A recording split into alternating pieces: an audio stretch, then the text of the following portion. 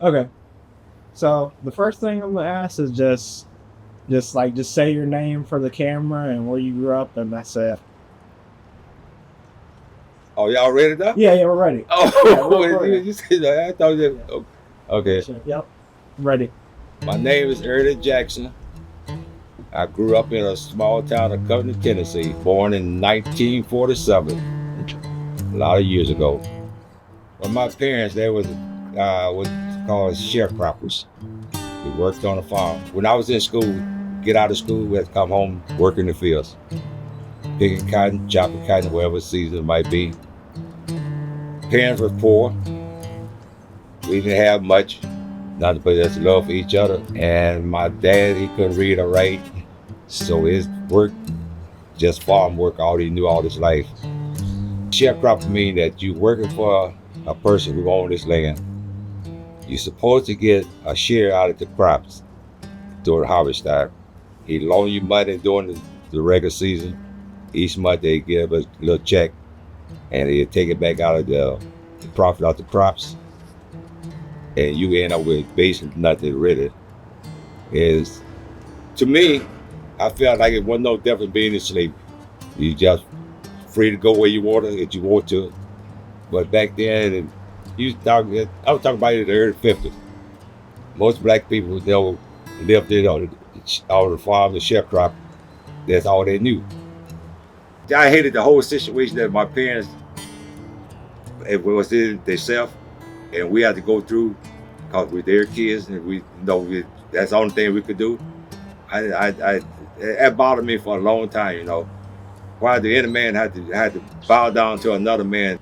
I remember this one time I needed some gym shoes because I just got on the basketball team, and he didn't have the money to do it, so he went to the guy he was working for. And what I don't know what it did was a few dollars. He told me, well, I can't do it. Blah blah. You got so much on this book, stuff like that.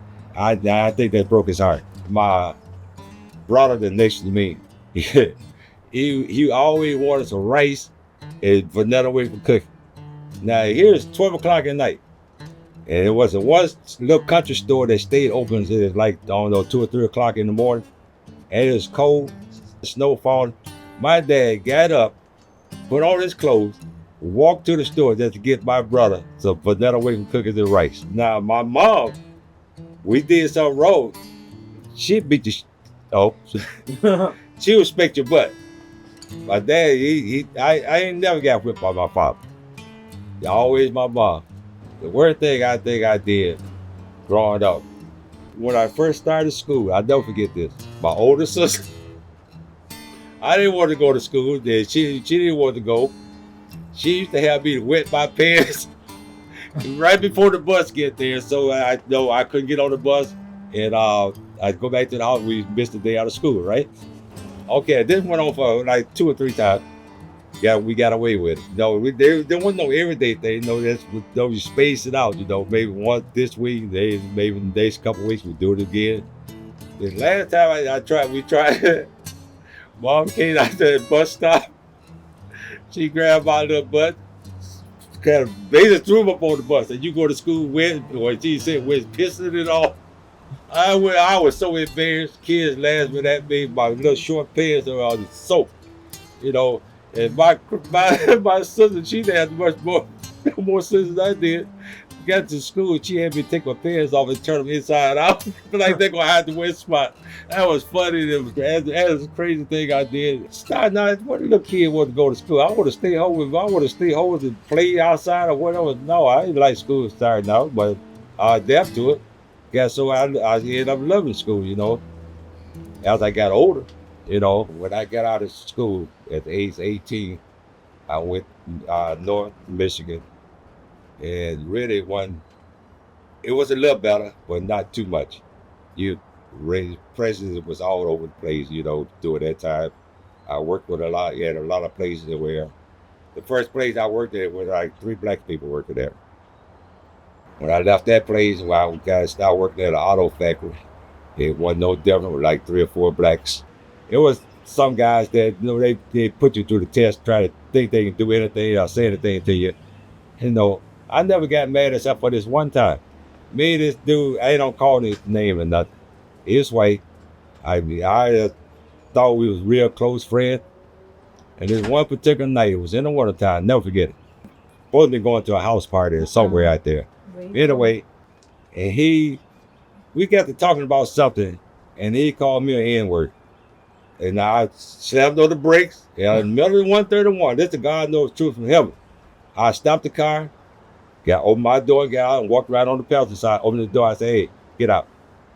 And he was standing there, well, get out for what? I said, I don't like what you just said. I said, get out. And I put him out in the middle of the 131 highway and drove off and came on, didn't think no more about it. Until I got home, got into bed and stuff. I said, man, I hope that guy be all right. But anyway, I seen him at work that Father Monday. I could hardly look the man in the face, even though I felt that I had did something wrong myself, you know what I mean? But I don't know, it's just that particular, that's the only time I really got mad with the person by using their N-word towards me, This was so funny about the situation, and to me. Now, okay, when I was growing up in the South here, when I was a kid and stuff, blah, blah, going through it was, I couldn't go there because my skin was dark, blah, blah, this and that. It's hard not to feel some kind of dislike towards this person.